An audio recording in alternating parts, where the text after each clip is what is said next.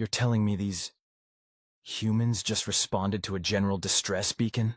Without verification? Without diplomatic clearance? Without even knowing who sent it? First Communications Officer Zixtel's facial tentacles writhed in disbelief as he stared at the sensor readings. Not just responded, Second Officer Marika drawled, her own bioluminescent patches flickering with barely contained amusement. They sent their entire 7th Fleet. Apparently the humans have this thing called the Good Samaritan Law, hardwired into their cultural DNA or something. The massive holographic display dominating the Galactic Council's Emergency Response Center showed the impossible. Nearly 50 warships of human design dropping out of FTL in perfect formation around the distressed Arxian merchant vessel. The Arxians, being a species of generally peaceful spacefaring merchants, had never even met humans before. This was about to be one hell of a first contact situation. Should we warn the Arxians? Zixtel's tentacles were now tied in actual knots, a sure sign of extreme anxiety among his species. Marika just laughed, her bioluminescence creating patterns that roughly translated to, "This is going to be hilarious," in at least 3 different galactic standard languages. Warn them about what? That the most notorious Deathworlders in the galaxy are coming to help them? That humans consider leaves no one behind to be not just a motto but a sacred obligation? Or that they're about to experience what humans call aggressive assistance? The situation had started simply enough.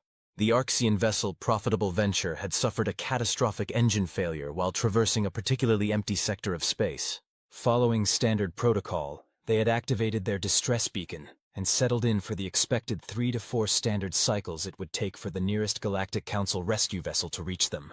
What they hadn't counted on was that their distress signal would be picked up by the human Space Force vessel, USS Ubuntu. Humans had a peculiar habit of naming their ships after ancient Earth concepts, which had been conducting routine patrol duties just 2 sectors over. The Ubuntu's captain, one James Rodriguez, had apparently taken one look at the distress signal and decided that the only reasonable response was to call in the entire 7th Fleet. "The humans are hailing the Arxian vessel," one of the junior officers reported, their crystalline form vibrating with excitement.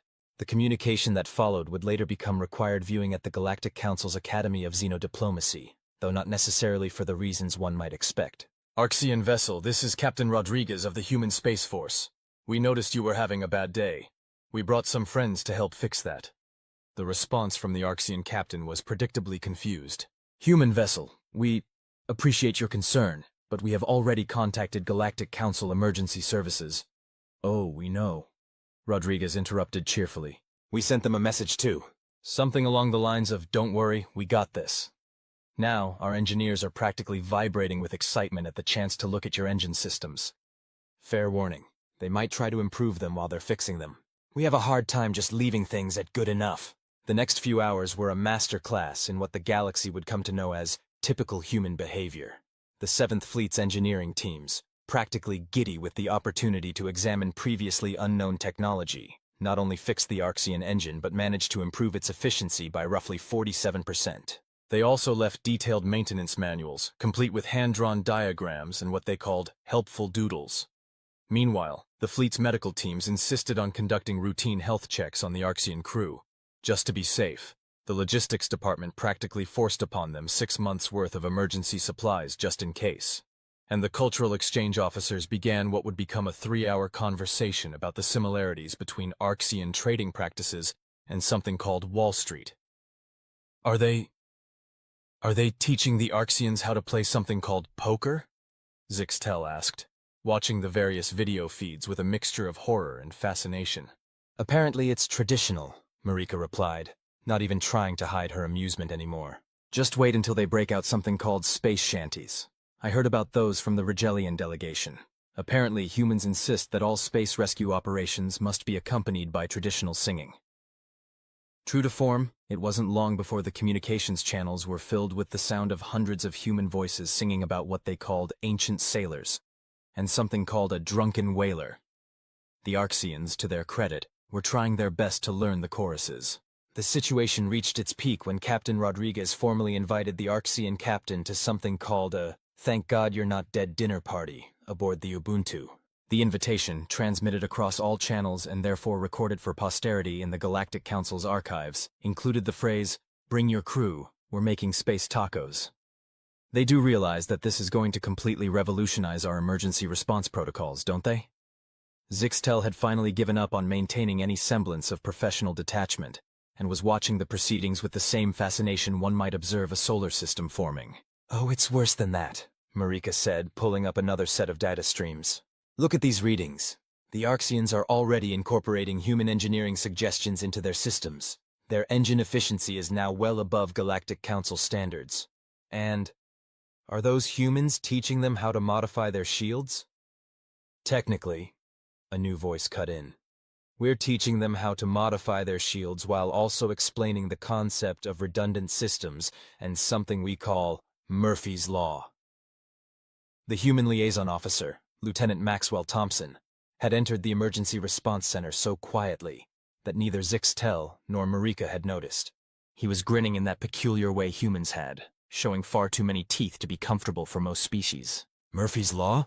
Zixtel asked, immediately regretting the question. "Anything that can go wrong will go wrong." Thompson quoted cheerfully. "It's why we believe in backup systems for our backup systems, and why the 7th Fleet carries enough spare parts to basically build a new ship from scratch. Speaking of which, you might want to update your records. The Arxians are probably going to start implementing similar policies." The aftermath of what would become known as the Ubuntu incident would have far-reaching consequences throughout the galaxy. The Arxians, far from being traumatized by their experience with human aggressive assistance, became some of humanity's strongest advocates in the Galactic Council. They also began incorporating various human practices into their own operations, including the installation of what they called just-in-case systems and the tradition of singing during rescue operations. The Galactic Council, meanwhile, found itself dealing with a flood of requests from various species asking to establish trade relations with humans, particularly in the fields of engineering and emergency response. There were also numerous inquiries about these space tacos and something called poker nights. Perhaps most significantly, the incident led to the creation of a new Galactic Council regulation, officially titled Protocol 7H, Guidelines for Human Emergency Response Integration, but more commonly known as the "Yes, they're always like this" protocol. "You know what the really interesting part is?" Thompson said, still grinning as they watched the Arxian vessel successfully test its newly upgraded engines. "This isn't even the most over-the-top rescue operation we've mounted. Wait until you hear about the time we sent 3 fleets to help a stranded colony ship because, and I quote, it looked like they could use a hand. Zixtel's tentacles threatened to tie themselves into quantum knots." 3 fleets? For one colony ship? "Well, yeah," Thompson shrugged. "It was a big ship, had families on it. You know how we get about kids being in trouble." His expression turned thoughtful. "Though I suppose we should mention that the card games are optional. Some species have trouble holding the cards with their appendages." Marika's bioluminescence had shifted to patterns that typically indicated either extreme amusement or an impending nervous breakdown. "I'm starting to understand why the humans section of the emergency response manual is 3 times longer than everyone else's. Oh, that reminds me," Thompson added brightly. "We're submitting some updates to that manual. We've got some great ideas about improving response times using what we call the better to ask forgiveness than permission approach to jurisdictional boundaries." As if to punctuate his statement, another transmission came through from the Ubuntu. "Hey, while we're here, we noticed that your local sensor array could use some upgrading. Don't worry, we brought spare parts for that too. Anyone interested in learning about redundant power systems?" The Arxians' enthusiastic response was almost drowned out by the sound of what appeared to be the entire 7th Fleet breaking into another chorus of space shanties. Zixtel looked at the mounting pile of incident reports on his terminal, then at the continuing celebration on the main display. And finally at Thompson's unwavering grin. "You're not going to stop, are you? This is just how humans are." "Pretty much," Thompson agreed cheerfully. "Though you might want to prepare yourself. Once word gets out about how this rescue went, other species might start specifically requesting human assistance. We've got a whole fleet of ships just waiting for the chance to help. We call it aggressive friendship." "Aggressive friendship," Zixtel repeated weakly. "Yep." Thompson's grin, impossibly, grew even wider. "Just wait until they learn about our tradition of rescue party potlucks. Speaking of which, you both should come to the next one. We're thinking of making it a regular thing. Every 3rd solar cycle, bring a dish from your homeworld. We're calling it Interstellar Emergency Response Social Hour." As Marika and Zixtel watched Thompson leave, presumably to coordinate more aggressive friendship initiatives. The main display showed the Arxian vessel successfully entering FTL, now equipped with enough upgrades and spare parts to qualify as practically a new ship. The last transmission from the merchant vessel, broadcast on all frequencies, was a somewhat shaky but enthusiastic rendition of, "What do you do with a drunken spacer?" "You know," Marika said finally, her bioluminescence settling into patterns of resigned acceptance. "I think the galaxy might actually be better off for this." Zixtel, watching as the last of the human ships prepared to return to their patrol routes, couldn't help but agree. His tentacles had finally unknotted themselves, and he found himself humming what he thought might be the chorus of one of those space shanties. "Though," he added, "perhaps we should update the emergency response protocols to include a warning about the singing, and the card games, and the, what did they call them, space tacos?" "Too late," Marika laughed, pulling up a new set of transmissions. "The Arxians are already spreading the word. Apparently they're organizing what they're calling a gratitude poker tournament next standard cycle. They've invited the entire 7th Fleet." "Of course they are," Zixtel sighed, but there was a note of fondness in his voice. "You know, I think I might actually be looking forward to that potluck." In the vast expanse of space, the legend of the Ubuntu incident would live on, a testament to humanity's unique approach to emergency response and their unflagging determination to turn every rescue operation into what they called a chance to make new friends. The fact that these new friends often ended up with significantly upgraded technology, a working knowledge of poker, and an inexplicable appreciation for space shanties was, as the humans would say, just a bonus. And if the number of distress calls specifically requesting human assistance increased dramatically in the following cycles, well, that was just the galaxy adapting to humanity's particular brand of aggressive helpfulness. After all, as Captain Rodriguez would later write in his official report, in space, everyone could use a friend, preferably one with spare parts, space tacos, and a really good singing voice. "You've got to be kidding me," Lieutenant Thompson said, staring at the holographic display in the Galactic Council's Emergency Response Center. "They actually made a training manual?" First Communications Officer Zixtel's tentacles curled with what could only be described as smug satisfaction. "Not just any training manual. The Arxians compiled what they call the Comprehensive Guide to Human-Style Emergency Response Protocols. It's already become the most requested document in the Council's database. The manual's cover, projected in shimmering detail above them, featured an artistic rendering of the USS Ubuntu alongside an Arxian merchant vessel, with musical notes and playing cards floating in the space between them. Somehow they'd even managed to include a detailed diagram of what appeared to be a space taco. "Look at Chapter 3, Marika suggested, her bioluminescent pattern spelling out what roughly translated to, "You're going to love this," in at least 5 different dialects. Thompson's eyes widened as he read the chapter title. Understanding Human Response Scaling, Why One Ship Means 50, and Other Important Mathematical Conversions. "They've actually created a formula," Zixtel explained, pulling up a detailed mathematical equation. "It correlates the severity of the emergency with the likely number of human vessels that will respond, factoring in variables like presence of civilians, distance from nearest human port, and something they're calling the aw heck factor." The aftermath of the Ubuntu incident had evolved in ways that no one, possibly not even the humans, had anticipated. The Arxians' Gratitude Poker Tournament had somehow morphed into a quarterly interstellar emergency response convention, complete with workshops on shield modification, classes on Earth musical history, and what was now the largest multi-species potluck in known space. "Have you seen the latest addition to the Galactic Council's emergency response frequencies?" Marika asked, pulling up another display. "They've added a dedicated channel just for human space shanties. Apparently, some species have started using them as a way to gauge distance to the nearest human rescue fleet. The louder the singing, the closer the help." Thompson couldn't help but laugh. "Well, that's one way to use our tendency to harmonize during rescue operations. Though I have to ask, did they really need to include an entire appendix on proper poker etiquette?" "Actually," a new voice chimed in, "that was my contribution." Captain Rodriguez of the Ubuntu strode into the Emergency Response Center, looking exactly as pleased with himself as one might expect. "Figured if we're going to spread our particular brand of emergency response throughout the galaxy, we might as well make sure everyone knows how to call a bluff properly." The Ubuntu had become something of a legend in the intervening cycles, Its crew had somehow managed to turn their patrol route into what they called a traveling emergency response workshop, complete with impromptu engineering seminars and what Rodriguez insisted on calling interactive cultural exchange exercises, but everyone else recognized as glorified party planning sessions. "Oh, show them the statistics," Zixtel said, his tentacles practically vibrating with excitement. "The ones about response time improvement?"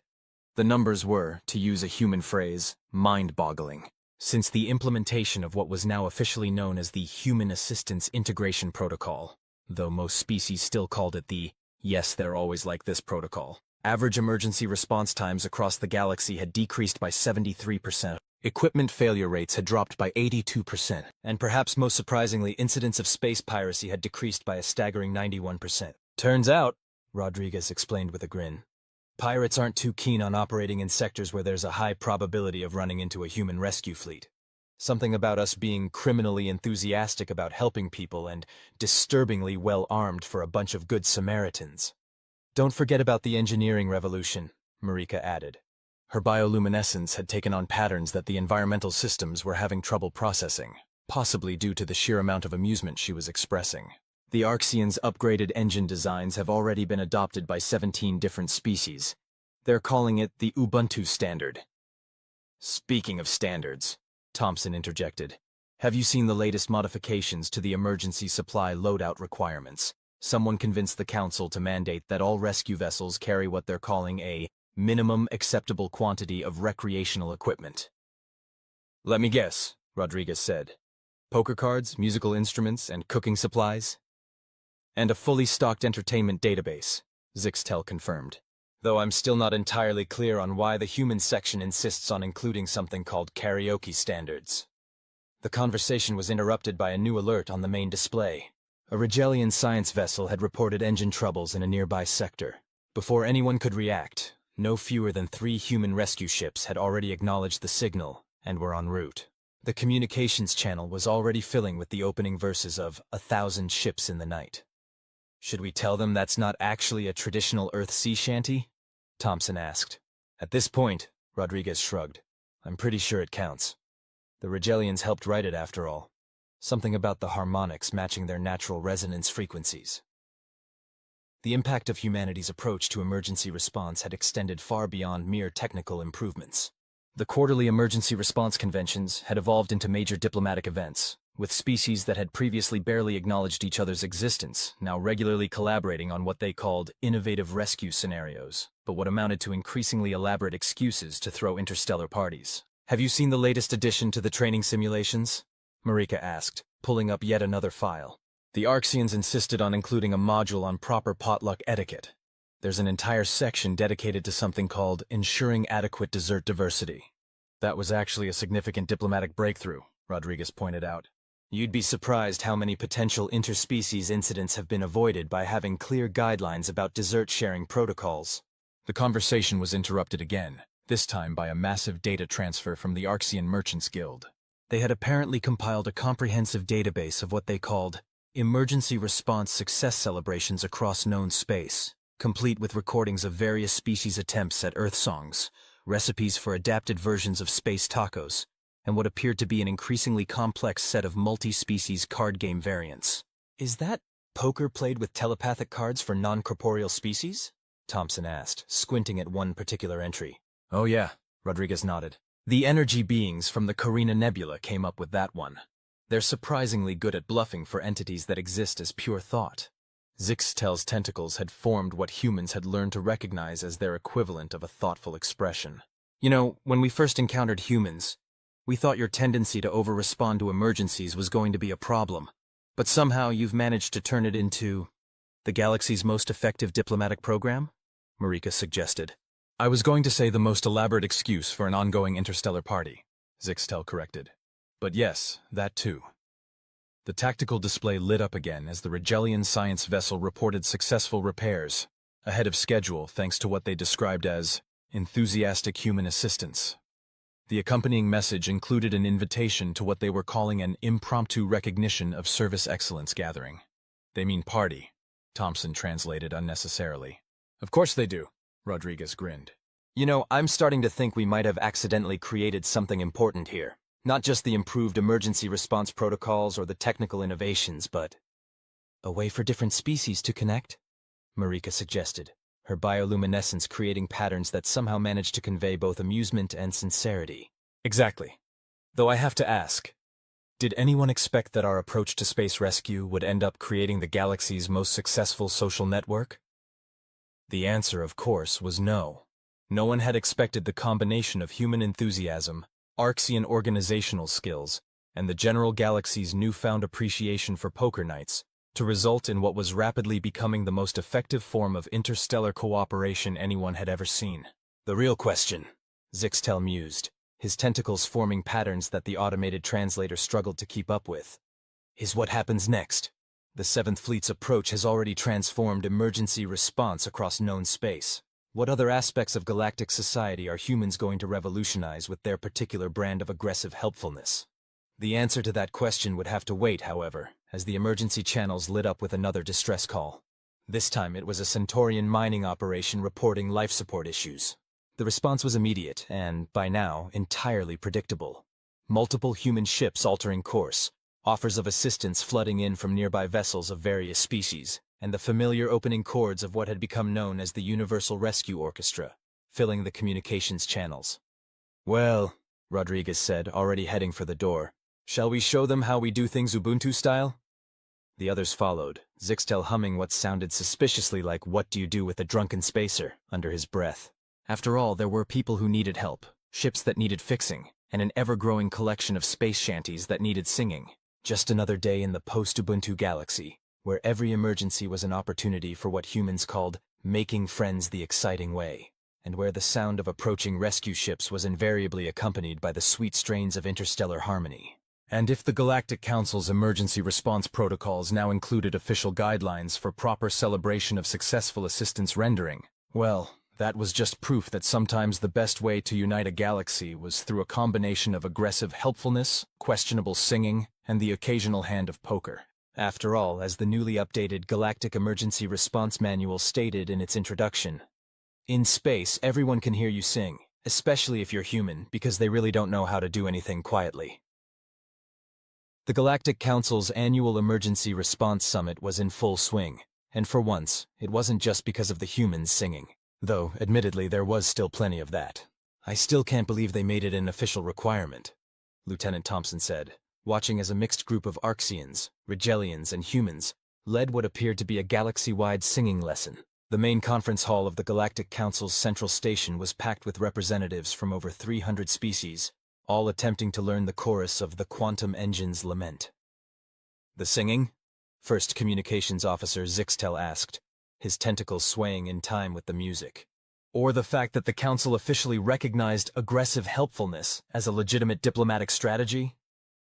"Both," Thompson admitted, "though I'm more surprised about the latter, especially after what happened in the Carina Nebula last month." The Carina incident, as it had come to be known, had started innocently enough. A group of energy beings had reported unusual fluctuations in their quantum substrate. Within hours, the human response fleet had arrived with what they called experimental quantum harmonization equipment, but what everyone else recognized as heavily modified musical instruments. The solution, as it turned out, involved creating a multi-dimensional harmony using a combination of traditional Earth instruments, Rigelian resonance chambers, and what the humans insisted on calling space bagpipes. The resulting performance not only stabilized the quantum substrate, but also created what the energy beings described as the most aesthetically pleasing dimensional resonance in recorded history. "You have to admit," Marika chimed in, her bioluminescence creating patterns that somehow managed to convey both amusement and pride. "It was a uniquely human solution to the problem. Who else would think to solve quantum instability with a concert?" "Speaking of unique solutions," Captain Rodriguez said, joining their small group with a datapad in hand, "have you seen the latest additions to the emergency response training program?" The program had evolved considerably since its inception. What had started as a simple guide to human-style emergency response had grown into a comprehensive curriculum that included everything from advanced engineering principles to what was now officially called interspecies social dynamics in crisis situations. But what everyone knew was really how to party like a human while fixing things. "I particularly enjoy the new simulation scenarios," Zixtel said, his tentacles forming what humans had learned to recognize as their equivalent of a grin. Especially the one titled, "So You've Accidentally Upgraded an Entire Civilization, a Guide to Post-Contact Integration." That particular scenario had been added after an incident involving a pre-FTL civilization, 3 human rescue ships, and what the official report described as an enthusiastic exchange of technological and culinary knowledge. The civilization in question had achieved faster-than-light travel roughly 2 standard cycles ahead of schedule, primarily because, as one human engineer put it, their food was amazing, and we wanted to make sure they could deliver anywhere in the galaxy. "Don't forget about the Diplomatic Corps' new initiative," Marika added, pulling up another holographic display. "They're calling it Proactive Peace Through Preparedness, but everyone knows it's just an excuse to spread the Ubuntu approach to more aspects of galactic society." The initiative had already led to some interesting developments. The Galactic Council's traditionally staid diplomatic functions had been transformed into what one human ambassador described as networking opportunities with better food and emergency repair workshops. Several traditionally isolationist species had even begun participating, apparently drawn by the combination of practical knowledge exchange and what they called intriguing human social customs. "Have you heard about the latest modification to the Universal Translator protocols?" Thompson asked, trying and failing to suppress a grin. "They've added a special subroutine just for translating what they're calling emergency response enthusiasm levels. The new system could apparently distinguish between various levels of human excitement, ranging from standard rescue operation enthusiastic to potentially system-altering levels of helpful. It had proved particularly useful in helping other species prepare for the appropriate scale of human response to any given situation. "Oh, that reminds me," Rodriguez said, checking his datapad again. "The Arxians have finished their analysis of the economic impact of human-style emergency response protocols. The results are interesting." "Interesting how?" Zixtel asked, his tentacles curling with curiosity. "Well, for one thing, the implementation of what they're calling the Ubuntu economic model has led to a 300% increase in interspecies trade agreements. Apparently, nothing facilitates commerce quite like the combination of reliable emergency assistance and regular poker tournaments. The economic transformation had been one of the more unexpected consequences of humanity's influence on galactic emergency response protocols. The practice of combining rescue operations with social gatherings had created numerous opportunities for informal trade negotiations, while the human tendency to fix things better than they were before had led to a galaxy-wide renaissance in technological innovation. "The really fascinating part," Marika noted, her bioluminescence creating patterns that the translator rendered as amusement with a side of vindication, "is how many species have adopted human-style redundancy protocols in their commercial operations. The Arxians are calling it the backup revolution." The conversation was interrupted by a commotion near the main stage. A group of Centaurian engineers was demonstrating what they called emergency repair shanties, a fusion of traditional human space songs with Centaurian mathematical harmonics. The resulting music was not only surprisingly pleasant, but also contained encoded repair instructions for various types of spacecraft systems. "Now that," Thompson said, watching as more species joined the demonstration, "is exactly the kind of innovation we were hoping for when we started this whole thing." "When we started this whole thing?" Zixtel's tentacles formed patterns of skepticism. "As I recall, you humans didn't actually plan any of this. You just showed up with an entire fleet to help one merchant vessel, and somehow accidentally created a galaxy-wide cultural revolution. That's the best kind of revolution," Rodriguez grinned. "The unplanned ones that work out better than anyone could have imagined." The summit continued around them, a testament to how much the galaxy had changed in the cycles since the Ubuntu incident. In one corner, a group of traditionally warlike species was engaged in what they called competitive emergency response planning, but what looked suspiciously like a friendly competition to see who could design the most elaborate rescue operation. In another, representatives from various spacefaring races were participating in what had become known as multi-species engineering jam sessions. "You know what the really amazing part is?" Marika said, watching as a particularly enthusiastic group attempted to combine Rigelian quantum harmonics with what appeared to be a human conga line. "None of this was in any of our predictive models for galactic development. We had scenarios for first contact, for technological exchange, for cultural integration.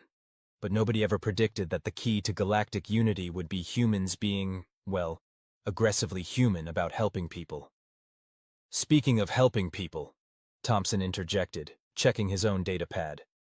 We just received a rather interesting distress call from the Andromeda Galaxy. The room fell silent as everyone turned to look at him. The Andromeda Galaxy? Zixtel's tentacles tied themselves in knots. But that's millions of light years away. We don't even have regular contact with them yet. Well, Rodriguez said, his grin growing wider. I suppose it's time to test out those new long-range rescue protocols we've been developing. Anyone up for making first contact Ubuntu style? The response was immediate and enthusiastic. Representatives from dozens of species began volunteering ships, resources, and personnel. The Arxians immediately started organizing what they called a preliminary cross-galactic assistance planning session. But what everyone knew would turn into the biggest poker tournament in history. The Rigelians offered their latest quantum harmonization technology, while the Centaurians began composing what they claimed would be the first intergalactic space shanty. As the summit transformed into an impromptu planning session for humanity's first cross-galactic rescue operation, Zixtel looked at his friends and colleagues with what could only be described as resigned acceptance. We're really doing this, aren't we? He asked. We're going to make first contact with Andromeda by showing up with a multi-species rescue fleet, quantum-harmonized space shanties, and probably enough spare parts to rebuild their entire civilization? Of course we are, Thompson replied cheerfully. After all, what better way to introduce ourselves to a new galaxy than by offering to help fix things? Besides, Rodriguez added, already pulling up star charts and beginning to plot what would undoubtedly be the most ambitious rescue operation in history. Think of all the new poker variants we'll learn. And so, as the galaxy's first intergalactic emergency response fleet began to take shape, the sound of hundreds of voices singing "1,000 Ships in the Night" echoed through the conference hall. The Ubuntu's legacy, it seemed, was about to go intergalactic. After all, as the newly updated Galactic Emergency Response Manual stated in its latest appendix, in an infinite universe, there are infinite opportunities to help. And if humans have taught us anything, it's that no distance is too far when someone needs assistance, especially if you can turn it into a party along the way. The Galactic Council's Emergency Response Center had never been so busy, or so loud. The massive holographic display that dominated the central chamber was currently tracking no fewer than 3,000 ships from 200 different species, all part of what had become known as Operation Good Neighbor, the Andromeda Initiative. You realize, Lieutenant Thompson said, watching as another fleet of mixed-species vessels jumped to FTL, that when we first responded to that Arxian distress beacon, none of us could have predicted this. First Communications Officer Zixtel's tentacles waved in what had become the universally recognized gesture for humans and their escalation protocols. The gesture had been officially added to the Galactic Standard Communication Manual 6 months ago, along with several other human-inspired emergency response signals. Predicted what specifically? He asked. The fact that we're mounting the largest cooperative rescue operation in known history. The development of new FTL technologies just to make it possible? Or the fact that we've somehow turned emergency response into the galaxy's most popular professional sport? Speaking of sports, Marika interjected, her bioluminescence creating patterns that the latest version of the Universal Translator rendered as amused but impressed. Have you seen the latest ratings for the Intergalactic Emergency Response League? The IERL had started as a joke, a way to track and compare the success rates of different rescue fleets. It had somehow evolved into a galaxy-wide phenomenon, complete with professional teams, sponsored events, and what humans called fantasy leagues. The most popular team, the Ubuntu Ultimates, was a mixed-species crew famous for their combination of human-style aggressive assistance and Arxian precision engineering. The real question, Captain Rodriguez said, joining them at the central console, is whether we're ready for what happens when we actually reach Andromeda. The advanced scouts are reporting some interesting findings. The preliminary data from the long-range probes had been fascinating. The Andromeda Galaxy, it seemed, had its own complex network of civilizations, complete with their own emergency response protocols. The distress signal they'd received had come from something they were calling the Andromedan Collective, a loose federation of species facing what appeared to be a galaxy-wide technical crisis. Well, Thompson grinned, we did want to make a good first impression. What better way than showing up with the largest multi-species rescue fleet ever assembled? The fleet was indeed impressive. At its core were the human vessels, led by the legendary USS Ubuntu herself. Surrounding them were ships from virtually every spacefaring race in the Milky Way, each contributing their own unique approaches to emergency response. The Arxians had brought their advanced engineering vessels, the Rigelians their quantum harmonization ships, and the Centaurians their newly developed sonic repair cruisers. The really interesting part, Marika noted, pulling up another set of data streams, is how the different species have started combining their approaches. Look at this. The display showed what appeared to be a Rigelian quantum harmonizer being used in conjunction with human repair drones and Arxian precision tools, all coordinated through a Centaurian sonic control system. The resulting hybrid technology was more effective than any single species approach had been alone. "We're calling it convergent emergency response," Rodriguez explained. "The theory is that by combining different species methods, we can create solutions that none of us would have thought of individually. Like using modified poker games to teach quantum mechanics," Zixtel asked dryly. "Exactly," Thompson beamed. "Though I still think the Schrodinger's full house variant needs some work. The cards can't be simultaneously there and be a valid hand." The conversation was interrupted by a new alert from the advance fleet. They had made first contact with Andromedan vessels, and the initial exchanges were unexpected. "Are they—" Zixtel's tentacles twisted in confusion. "Are they challenging us to something called a rescue-off?" "Oh, this is perfect," Rodriguez laughed. "Apparently, they've developed their own competitive emergency response culture. They're suggesting a friendly competition to see whose methods are more effective." "A rescue-off," Thompson mused. "Well, we did bring the entire Intergalactic Emergency Response League championship team with us, and the runners-up, and basically everyone who's ever competed. Plus," Marika added, her bioluminescence creating patterns of pure mischief, "we have our secret weapon." "Space tacos?" she confirmed. "Along with every other culinary innovation that's come out of our emergency response culture, the Andromedan Collective won't know what hit them." The next few days were a whirlwind of activity as the fleet prepared for what was rapidly becoming the most elaborate first contact scenario in history. The Arxians were organizing what they called a preliminary cross-galactic assistance demonstration, but what everyone knew would be the biggest poker tournament ever held. The Rigelians were fine-tuning their quantum harmonizers to account for Andromedan physics, while the Centaurians were composing what they claimed would be the first true intergalactic symphony. "You know," Thompson said, watching as a group of human engineers taught their Andromedan counterparts the finer points of what they called percussive maintenance, while simultaneously introducing them to Earth music. "I think we might have accidentally created something important here." "Accidentally?" Rodriguez raised an eyebrow. "That's becoming our species' signature move, accidentally revolutionizing galactic society through aggressive helpfulness. The rescue-off itself turned out to be more of a collaboration than a competition. The Andromedans had developed their own unique approaches to emergency response, including something they called quantum empathy fields and temporal repair matrices. Within hours, teams from both galaxies were working together to combine their methods, creating new hybrid technologies that neither side had thought possible. "They're already planning regular exchange programs," Marika reported, reviewing the latest diplomatic updates.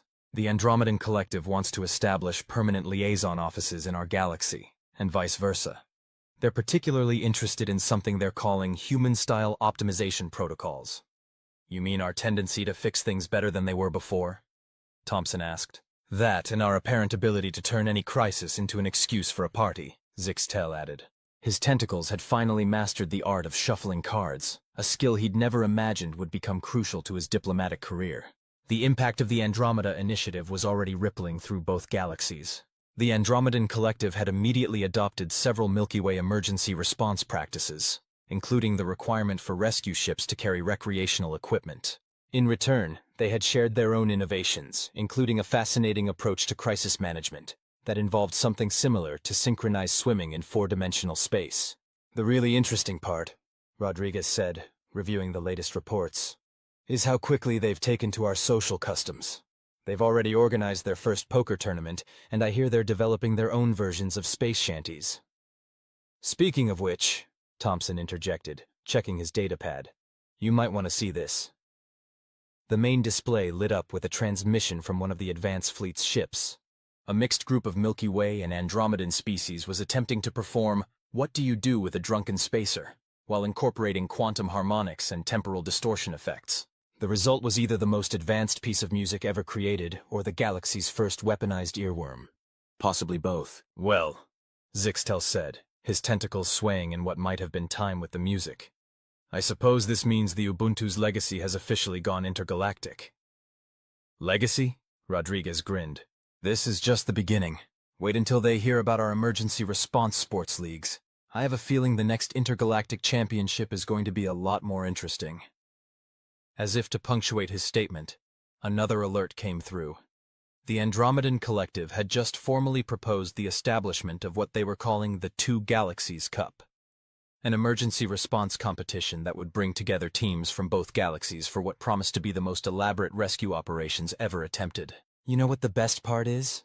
Marika asked, her bioluminescence creating patterns that somehow managed to convey both amusement and pride. "None of this was in any of our first contact protocols. We just showed up to help and somehow ended up creating an intergalactic cultural exchange program." "That's humanity for you," Thompson laughed. "We came, we saw, we helped fix things, and then we taught everyone how to play poker. I'd say that's a pretty good day's work." As the combined fleets continued their work, the sound of 2 galaxies' worth of emergency response teams singing together echoed through space. The Ubuntu's approach to helping others had not only transformed one galaxy, but was now reaching across the cosmic void to touch another. After all, as the newly updated Intergalactic Emergency Response Manual stated in its preface, "In a universe of infinite possibilities, the most powerful force isn't gravity or dark energy. It's the simple act of showing up to help, preferably with spare parts, a deck of cards, and enough snacks to share with everyone you meet along the way." The end.